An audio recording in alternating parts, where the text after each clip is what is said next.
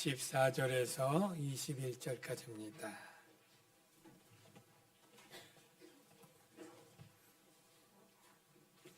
에베소서 3장 14절에서 21절 말씀까지 신약 성경 313쪽입니다.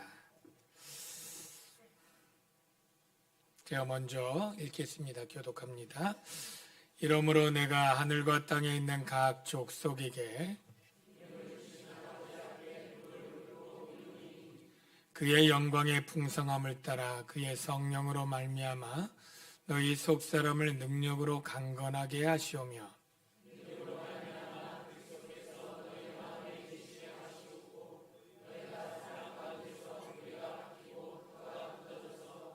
능히 모든 성도와 함께 지식에 넘치는 그리스도의 사랑을 알고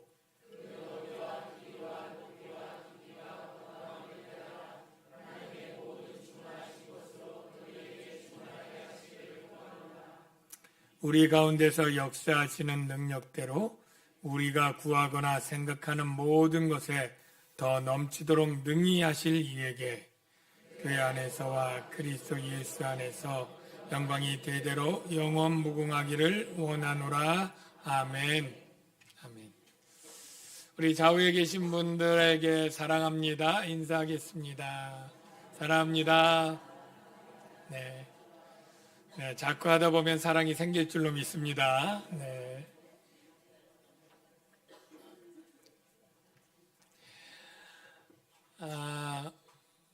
오늘 본문은 바울이 에베소 교회를 위해서 기도한 내용이 나오는데요. 저는 오늘 본문을 통해서 여러분들이 기도에 관한 것을 배우고 두 번째로는 그리스도인으로서 내가 어떻게 살아야 되는가라는 것에 대답을 얻기를 바랍니다. 여러분들이 신앙생활하면서 기도에 대한 중요성을 이제까지 많이 들으셨고 또 다 기도해 보셨고 여기 오래되신 분들 가운데는 뭐 여러 가지 기도의 경험, 체험 이런 것들이 많으신 분들도 있으리라 생각이 됩니다. 근데 우리가 기도할 때 저도 그랬습니다만 기도에 대해서 배우지 않고 기도를 시작했기 때문에 참 그때 몰랐지만 잘못되게 기도했던 것도 많이 있다라는 생각을 하게 됩니다. 여러분 기도가 너무너무 중요한데 뭐 여러분 중에 아닌 사람도 있겠지만 잘못하면 기도를 방법론 쪽에 치우쳐서 배우게 돼요. 목사님이 꼭 그렇게 가르친 건 아니지만 그냥 기도하는 분들이나 이런 분들에 따라서 기도 응답을 받으려면 어떻게 해야 되느냐라고 했을 때 뜨겁게 부르짖어 오랫동안 기도해야 되고 또 더 기도 응답을 잘 받으려면 작정해야 되고 좀 더 하나님께 기도 응답을 받아내기 위해서 금식해야 되고 산에서 소나무 뿌리를 뽑아야 되고 이런 말씀들 혹시 들어보지 않았습니까? 안 들어봤어요? 네. 도와주십시오. 네. 들어봤을 거예요. 네. 여러분이 또 수련회를 했던 분들은 수련회 또 굉장히 또 기도하는 것이 중요하니까 마지막에 우리 학생들도 지금 그렇지만 뜨겁게 이건 기도하고 훈련을 받죠.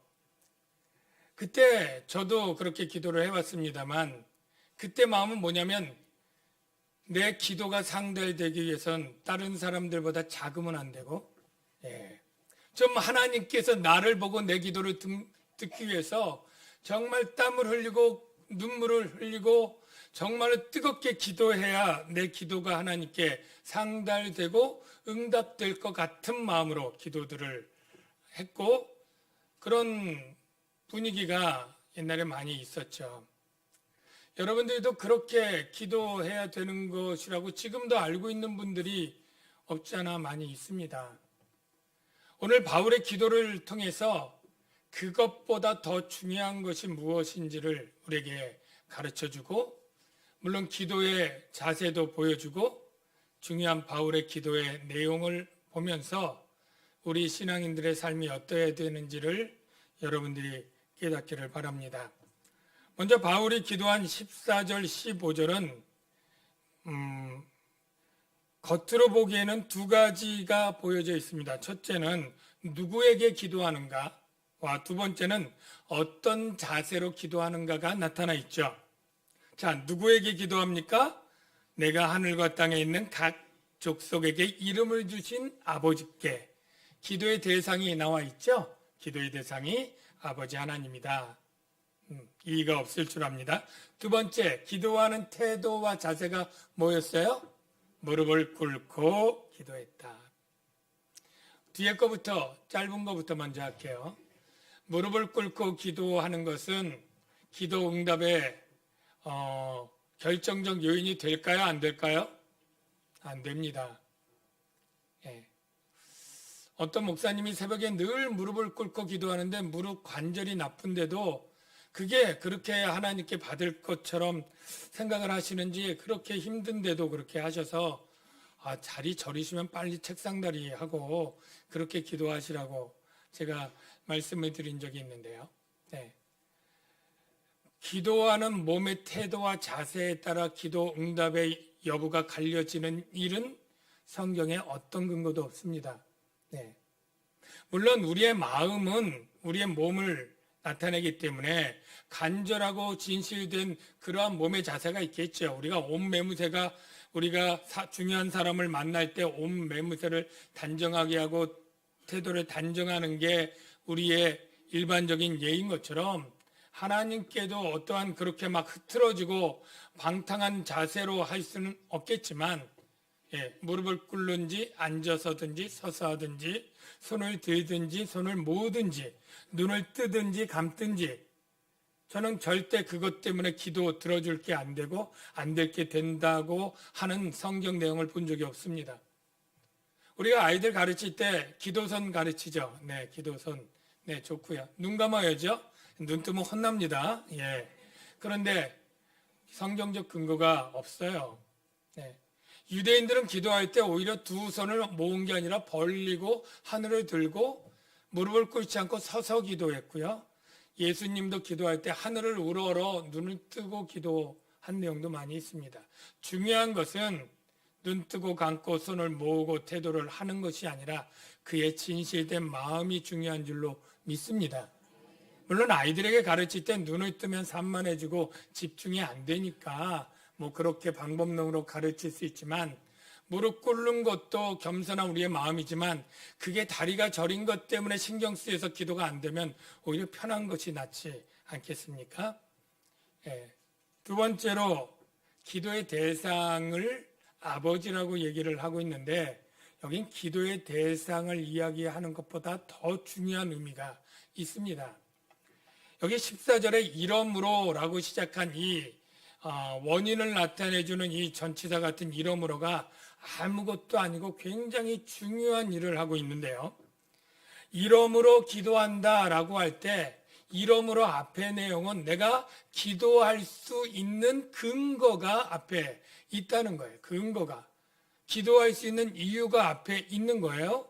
그 앞 내용이 2장을 쭉 보면 어떤 것이 있었느냐면, 우리가 2장 18절이나 3장 12절에 같은 내용이 뭐냐면, 그로 말미암아, 그는 예수 그리스도고 예수 그리스도의 십자가 사건입니다.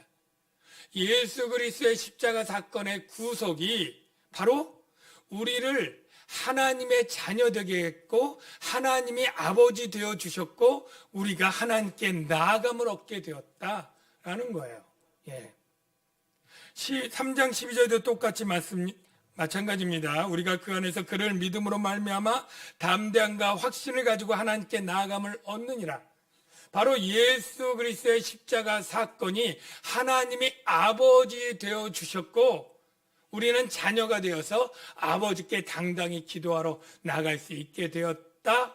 그런 환경이 마련되었기 때문에 내가 아버지 하나님께 기도한다 라고 말하고 있는 거예요. 그러니까 여기서 중요한 거는 바로 기도 대상이 하나님 아버지다가 아니라 우리가 기도할 수 있는 이유가 무엇이냐면 하나님이 아버지가 되셨다고 하는 사실이에요. 아버지. 여기 14절 15절 번역 가운데 여러분이 수정해서 이해할 부분이 있는데요. 이러므로 내가 하늘과 땅에 있는 각 족속에게 이름을 주신 아버지라고 되어 있을 때 이렇게 번역하면 의미를 우리가 이해하기 어렵고요. 여기 각 족속이라고 하는 파사 페트리아라고 하는 헬라어는 바로 각 족속으로 번역할 수도 있지만 모든 가족에게 이름을 주신, 각 족속이 패밀리, 가족에게 이름을 주신, 즉 가족을 만들어 주신 바로 아버지께 기도한다는 뜻이에요. 각 족속이 모든 가족이에요. 왜? 예수 안에서 우리가 형제자매가 되고 하나님의 권속이 되고 가족이 되었다는 얘기가 앞에 나오지 않습니까?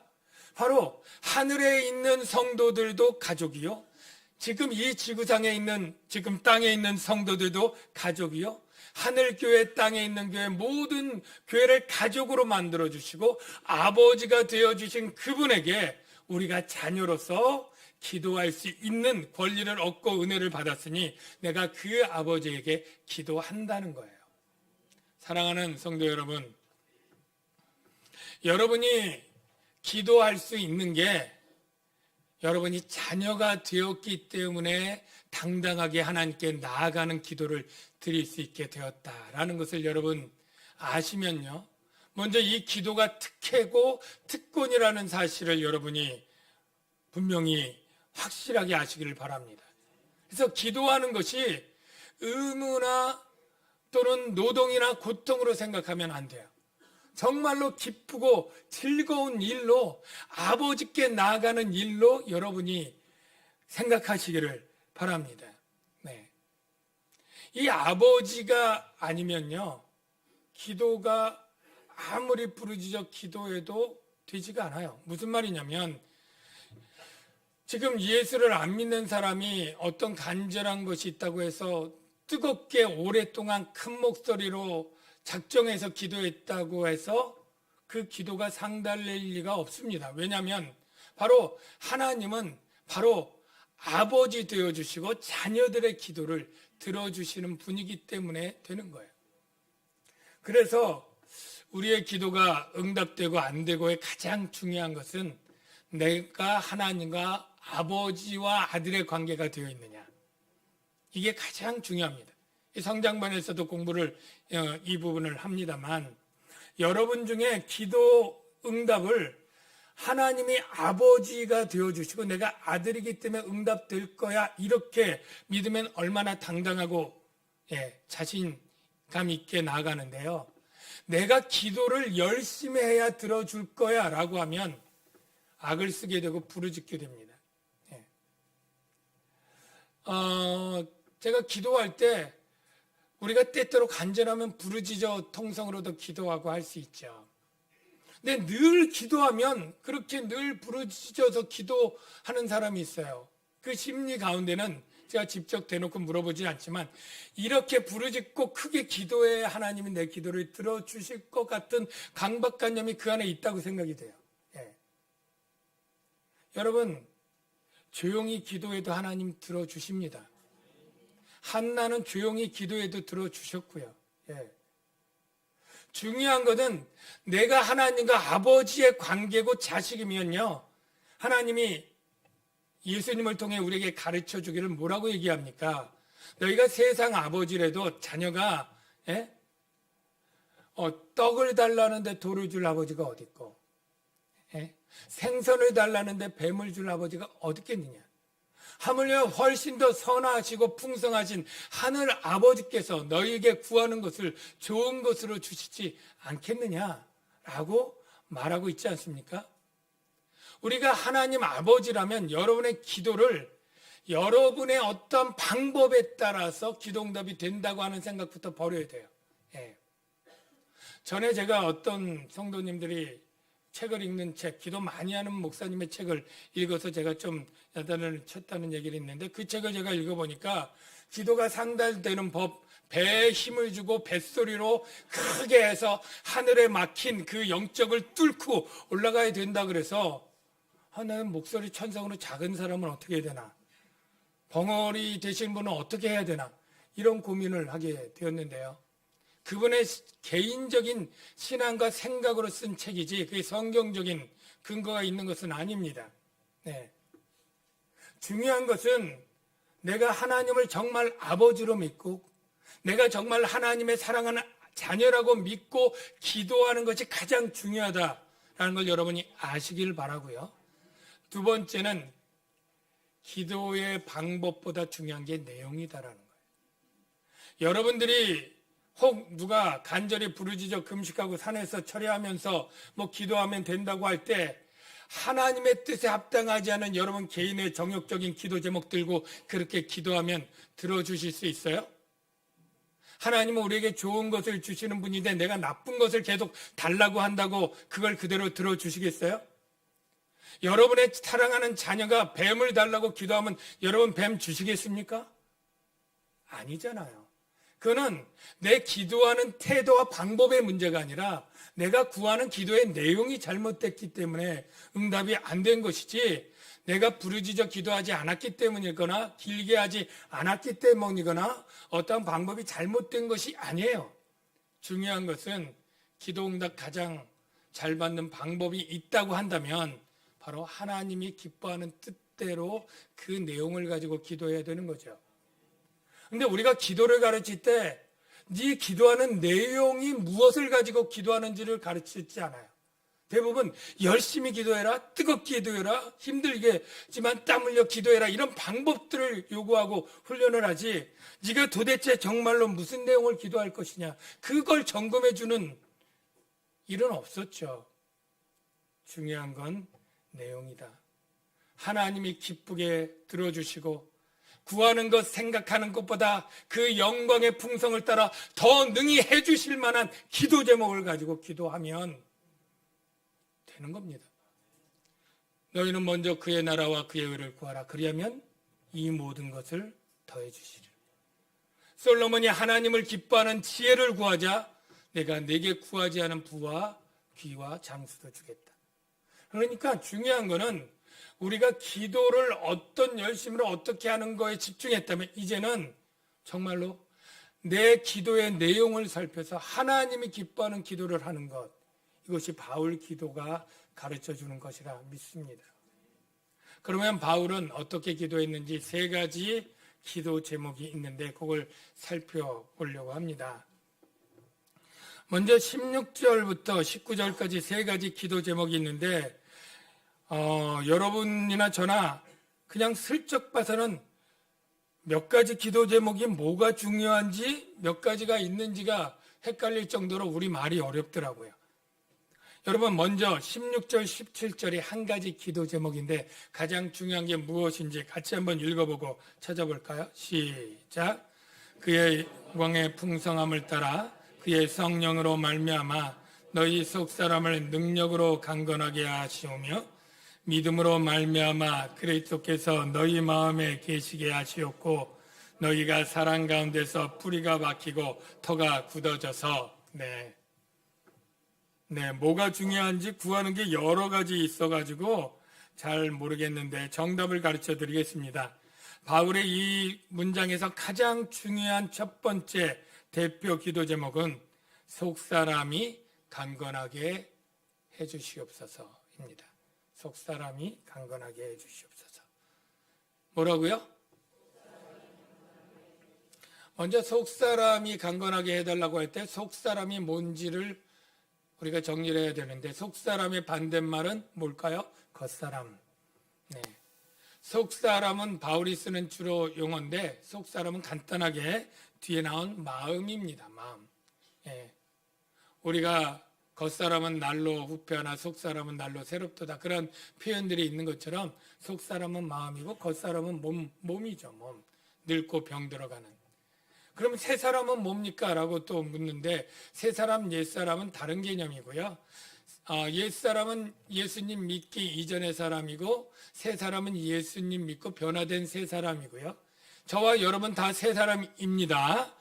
이 새 사람 중에 속사람과 겉사람이 있는데 이 겉사람은 몸이고 속사람은 우리의 마음이다. 이렇게 하면 정리가 되죠.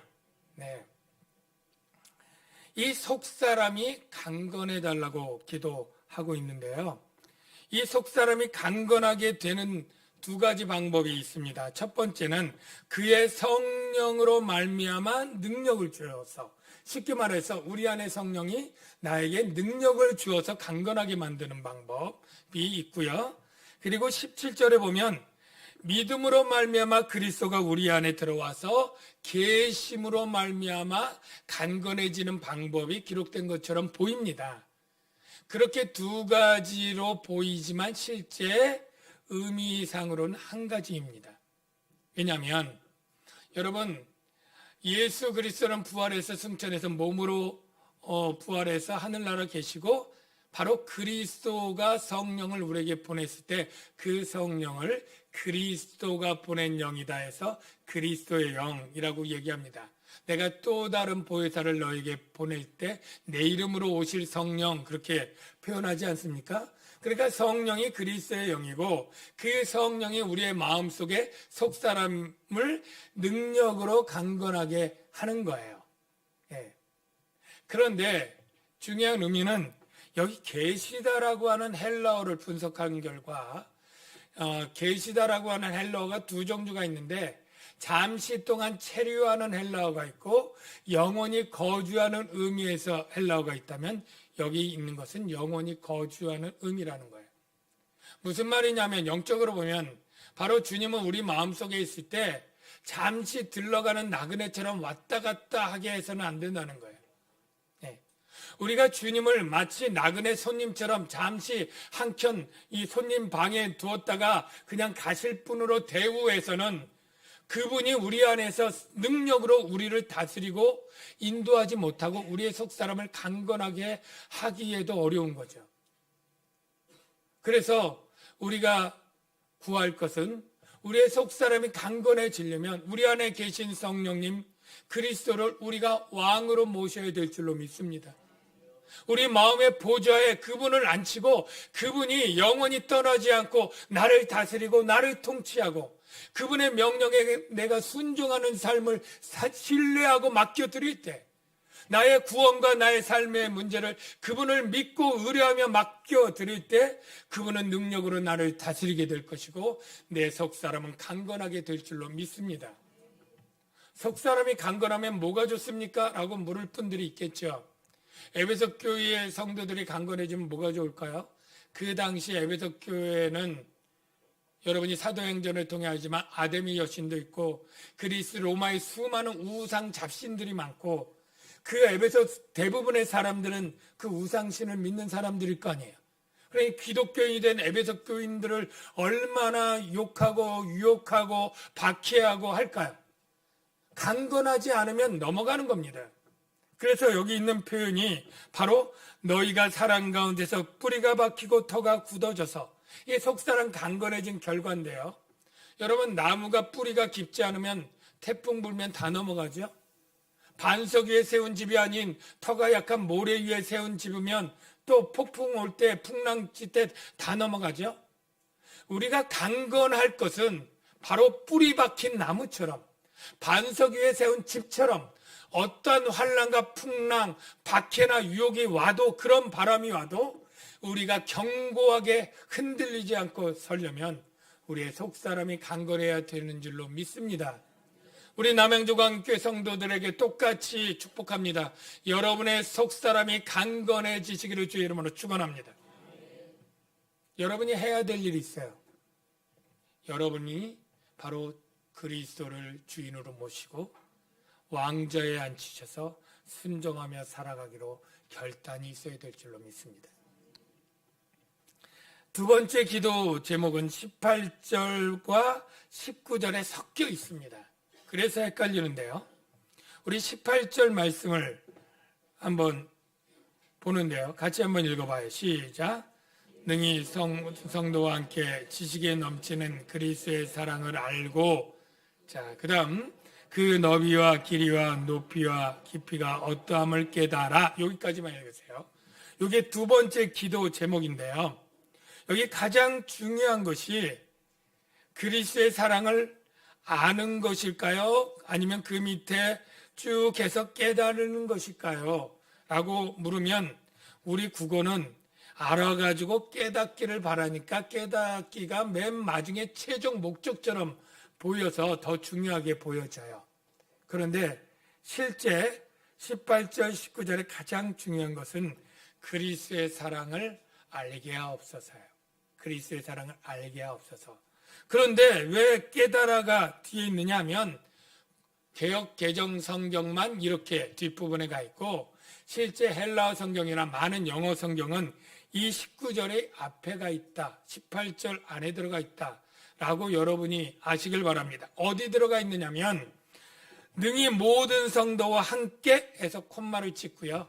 이 함께 다음에 그 너비와 길이와 높이와 깊이가 어떠한지를 깨달아 그 다음 다시 지식에 넘치는 그리스도의 사랑을 알고 알게 하옵소서. 이렇게 연결이 된다는 걸 여러분이 표시해 두시기를 바랍니다. 나중에 이해할 때. 그러면 그 너비와 길이와 높이와 깊이는 무엇에 관한 것이냐라고 할 때 신학자들이 어떤 사람들은 그리스도의 지혜를 말하는 것 같다라고 추측하는 사람도 있고 어떤 사람은 그리스도의 능력이 그렇게 된 것을 말하는 것 같다라고 얘기하는 사람도 있습니다만은 본문 문맥에 따르면 그 앞에 지식을 초월하는, 여기 지식에 넘치는 이해하기 조금 잘 어려운 번역이고요. 지식을 초월하는 그리스도의 사랑을 알게 하옵소서에 연결하려면 바로 그 너비, 길이, 깊이, 높이는 바로 그리스도의 사랑을 큼을 수사학적으로 표현한 것이다 라고 보는 게 가장 설득력 있지 않겠습니까? 그러면 그리스도의 사랑의 너비가 뭐고 길이가 뭐고 깊이가 뭐고 높이가 뭔 거를 추측해 봅시다. 첫째, 너비는 그리스도의 사랑이 얼마나 넓으냐? 온 세상 모든 사람들을 다 사랑할 만큼 넓습니다. 있습니까? 네.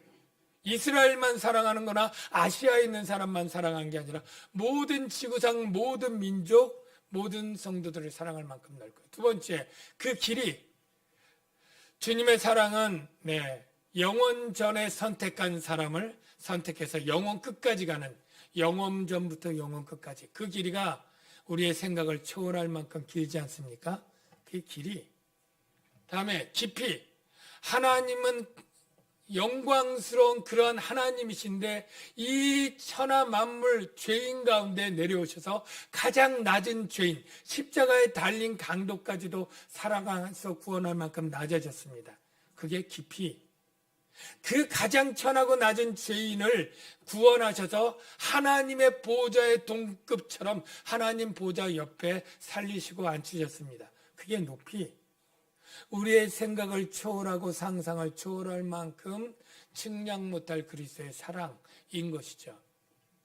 저와 여러분이 사도 바울의 간구처럼 이 하나님의 그리스도의 사랑을 깨닫게 되기를 주의 이름으로 축원합니다.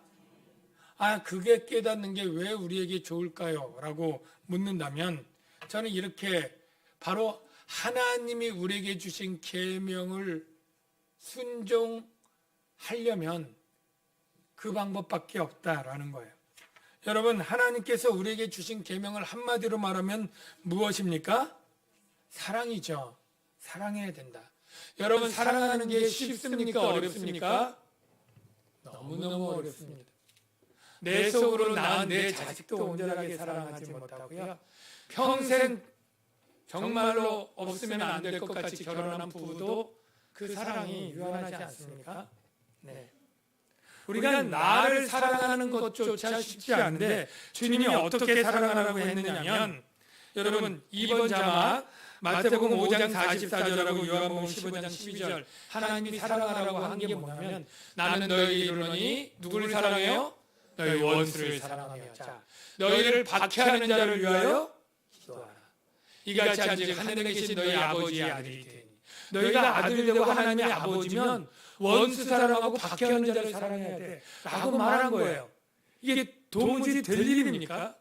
그 다음에 뭐라고 얘기하냐면 요한복음 15장 12절에 내 계명은 내가 너희를 사랑한 것 같이 너희도 서로 사랑하라. 너희가 서로 사랑하는데 그 수준을 가르쳐줬어요. 내가 너희를 사랑한 것 같이. 여기에 방점이 있어요.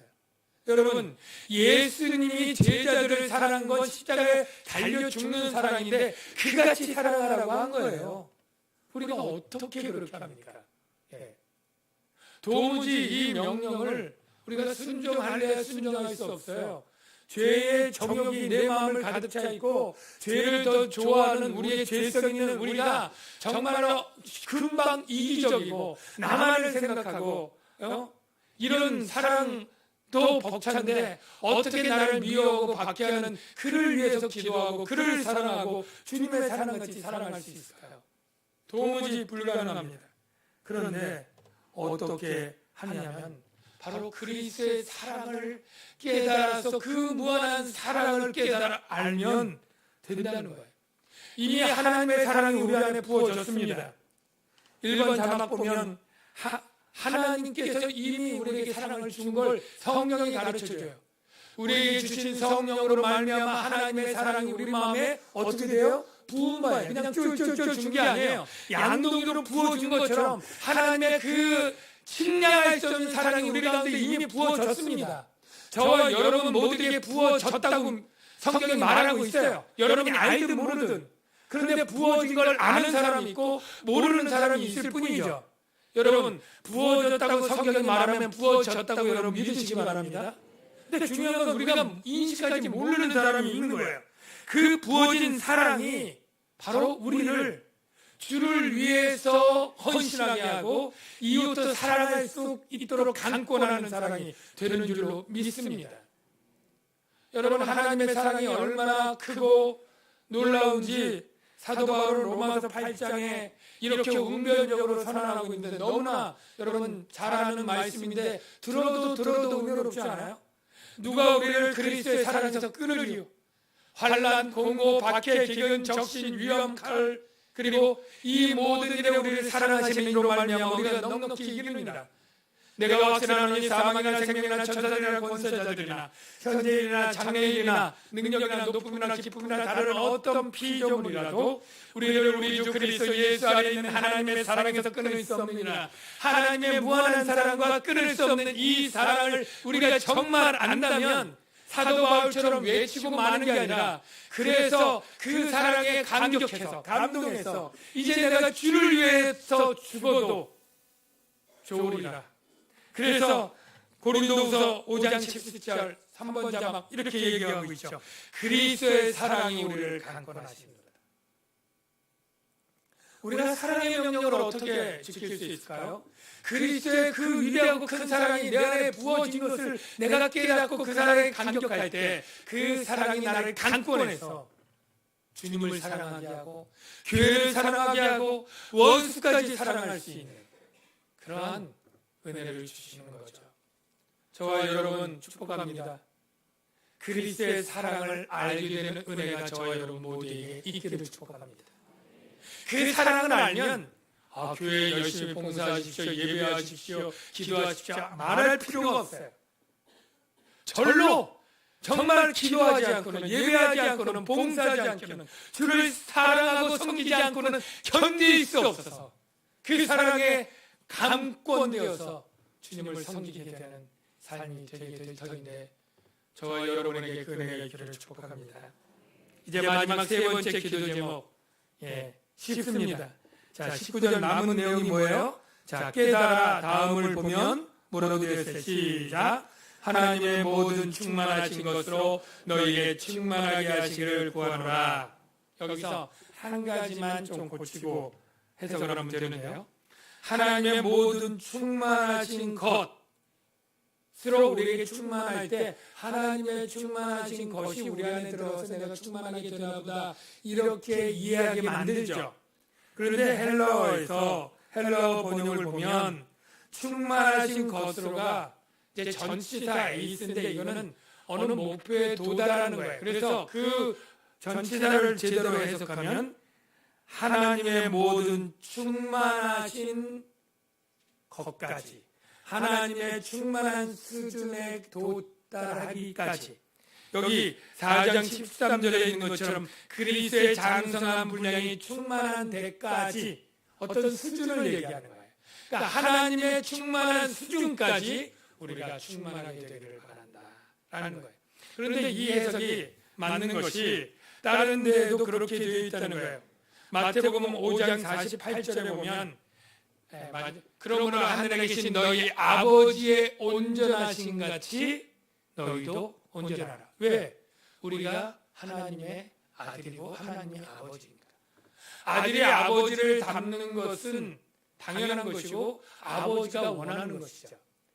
아버지는 우리를 자녀 삼고 특혜와 은혜를 주셨지만 너도 나를 본받아 나와 같이 온전하가 되고 나와 같이 충만한 자가 되기를 원한다고 우리에게 말하고, 사도 바울은 그게 하나님의 뜻인 줄 알고 그렇게 기도하는 거예요. 하나님의 충만하심은 하나님의 사랑, 하나님의 지혜, 하나님의 성품, 하나님의 능력, 하나님의 속성 모든 것을 포함할 수 있는 것인데, 그런 데까지 우리가 나아가기를, 즉 성장하고 성숙하기를 바울은 기도했고 또 구하는 것이죠. 저와 여러분들이 어떻게 그리스도로 살아야 되겠습니까? 라고 할 때 이 기도를 듣고 답을 찾을 수 있어요. 어떻게 해요? 내 삶은 하나님의 형상을 본받아 하나님의 온전하신 같이 성장해 나가고 성숙해 나가는 것. 여러분, 그냥 구원받았다고 이제 끝이야, 구원은 따로 당상이야, 이제 구원받았으니 난 마음대로 살아도 돼가 아니라, 하나님의 뜻은 구원받은 하나님의 자녀답게 살고 그리스도의 사랑을 실천하는 자로 살고 하나님의 온전하신 같이 온전하라고, 그렇게 할 수 있도록 내가 그리스도의 영 성령으로 능력으로 너를 도와주겠나라고. 그래서 우리의 구하거나 생각하는 것에 능히 넘치도록 해주실 하나님이라고 말씀하면서 우리에게 독려하고 있는 줄로 믿습니다. 우리가 이걸 사모하고 하면 불가능한 것이 아니라 하나님이 도와주시고 그렇게 될 줄로 믿습니다. 바로 그 하나님의 사랑을 깨닫고 우리가 그 사랑에 겨워서 그런 사랑으로 나아가는 저와 여러분 다 되시기를 주의 이름으로 축원합니다. 이 시간에 우리 찬양하는데요, 하나님의 사랑이 얼마나 크고 놀라운지 정말로 로마서에 있는 것처럼 그 사랑 끊을 수 없고 정말로 부족하지 않은 놀라운 그러한 사랑, 그 사랑을 찬양하고 그 사랑을 노래하면 좋겠습니다.